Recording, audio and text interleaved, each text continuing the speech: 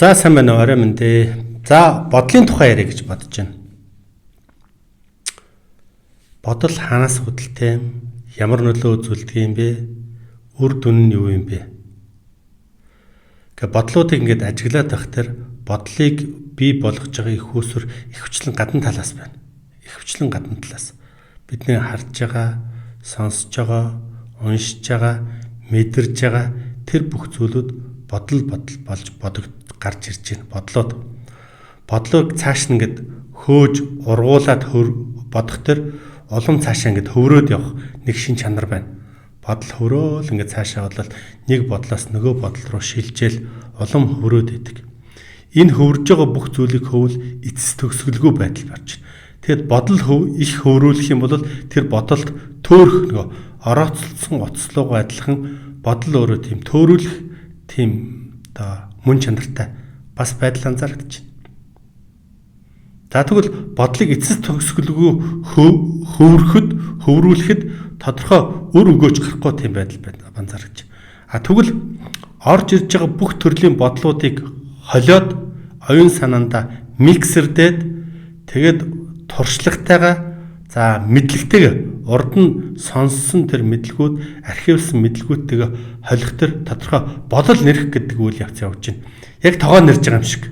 Тогоо нэрхтэр нэг тийм ох гарч ирдэг шүү дээ. Ох гарсан тэр ихний гарч байгаа тэр арх бол хамгийн шилдэг, хамгийн одоо чанартай тийм арх байдагтай адилхан энэ бодлыг тодорхой хугацааны туршид хооронд нь бодлуудыг холилдуулаад за гаднаас ирж байгаа мэдээлэлээр хүч сэлбээд дотроосоо бий болсон тэр дотор бий болсон архив мэдээллийн сантайгаа одоо харьцуулалт бий болгоод тэгээд нэрээд гарч ирж байгаа тэр бодлын нэрсэн ах бол энийг одоо илүү их тийм үнэнлүү төгсөн илүү их танин мэдхүйн хамгийн зөв төвшөнд орсон зүйл болж байна л да. Тэгэхээр бодол нэр сурах хэрэгтэй болж орж байна. Бодлыг хөврөхөш бодлуудыг нэрх хэрэгтэй болж орж байгаа юм.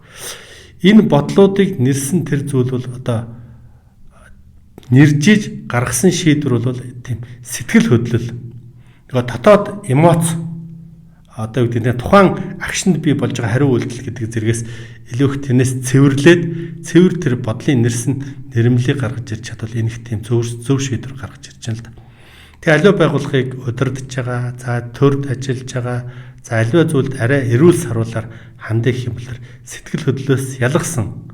За тэр хөвөрсөн учир нь олдохгүй орооцолтооноос тайлсан. Тэгэд нэрж гаргасан тэр бодлууд дээр толгуурсан шийдвэр хамгийн зөв шийдвэр болж таарад байгаа байхгүй. Тэгэхээр ингээд төрийн зүтгэлтэнгүүдэд нэг юм шаардлага тавьдаг. Тархин хөтөн байх хэвээр. Зүрх нь халуун байх хэвээр гэж. Халуун зүрхтэй байх хэвээр гэдэг нь тэр халуун зүрх яг уу гэхээр тэр их орноо, элэгэн саднаа, анд нөхтөө, Монгол түмнээ, за энэ оршихуйд байгаа байгаль дэлхийд байгаа бүхнийг сэтгэл дотроо багтаага тэрний төлөө гэсэн тийм чин сэтгэл байх хэвээр. Энэ халуунаараа байх хэвээр энэ хурж болохгүй.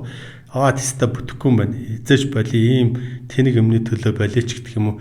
Энэ ажил бүтэхгүй тэр тийм энэ юм гэж ангилан одоо ялгарлан гадуурхах тэр зүйлээс ангижруулж ид бүх зүйлсүүдийг, бүх өнцгүүдийг, бүх мэдээллүүдийг, бүх бодлуудыг одоо хольж чутгаад миксердээ тогоо нэрж байгаа юм шиг нэрээд тэр дундаас гаргасан тэр зүрх нь тэр зүйл тэр шийдвэр бол хүүтэн тархины тухай асуудал.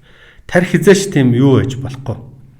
Одоо сэтгэл хөдлөлд захирагдахгүй хүүтэн байж гаргаж байгаа энэ шийдвэр өөрөө тэр аливаа одоо асуудлыг шийдвэрлэхэд дүгнэлт хийхэд за үгдэнтэй гарц гаргалгаа гаргахад за найс нөхөд хамтран зүтгэгчд тэр бүх зүйлүүдийг сонгоход хамгийн зөв шийдвэр болж таарж байгаа. Сэтгэл хөдлөлд автсан. За магадгүй тэр нөгөө гаднаас тэр хөвөрж байгаа бодлуудад нөлөөлөлд автсан. Эсвэл үгдэнтэй хин нэгэн одоо зориудаар хөтлөх гээд хүний сэтгэл зүрх хөдөлмөр одоо гарах шийдвэрийг хөтлөхөд зориулагдсан тэр мэдээлэлд хөтлөгдөхгүй тэр бодлыг нэржиж гаргаж чадах чадамж, шийдвэр гаргаж чадах чадамж. За тэр шийдвэр гарч байгаа шийдвэрийн илэрхийлэл болох үг яриа, сэтгэл хөдлөл, биеийн хилэмж энэ бүх зүйлийг зохицуулж чадна гэдэг нь хөх Монгол иргэн болох эхний алхам болж таарч байна.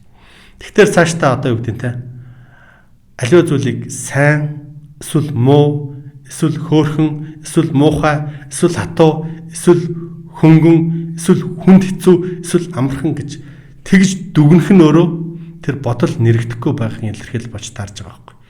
Ямар нэгэн байдлаар хүн аливаа зүйлийг дүгнээд эхлэхдээ нэг хоёр туйлруу шидэж дүгнээд эхлэхдээ тэр сэтгэл хөдлөлтөд илүү хавтж гин гэсэн үг.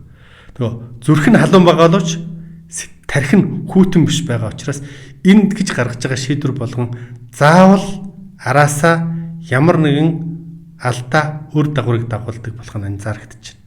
Тийм учраас бодлыг тогтоох, бодлыг ажиглах, бодлыг одоо юу гэдэг нь те элдв бусын бодлуудаас цэвэрлэж яг хэрэгцээтэй мэдээллүүдийг шүүн тунгаах чадамж бол өөрөө тархийг хөгжүүлж гарч ирдэг болж. Тэхийн тулд хүн сурлах хэрэгтэй болж урж байна. Тэхийн тулд одоо сонсож чадах хэрэгтэй болж урж байна. Тэхийн тулд тэр би гэдэг эгогийн үзлээс ангижрах хэрэгтэй болж урж байгаа юм. Тэгэхээр энэ бодол нэрх гэдэг үйл явц бол өөрөө бас олон нэр сурах гэдэг үйл явц бол олон шаардлагуудыг хангаж ийм чадрын үр дүнд хүрдэг юм байна гэсэн тийм дүгнэлтийг хийж болохоор байна. Тийм учраас бодлоо нэрэд үз. Бодлыг анзаарч тогтоон бариад үз. Бодлыг хөврөөд байгаа тэр бодлыг шаардлагатай үед тэр хөвөрхийг нь тасалж чадах тэр төлөвшөл рүү тэмүүлэх нь өөрөө гэгэрэл тэмүүлэхийн эхний шаардлага болж таарж байна. Ингээд амжилт хүсье. Баярлалаа.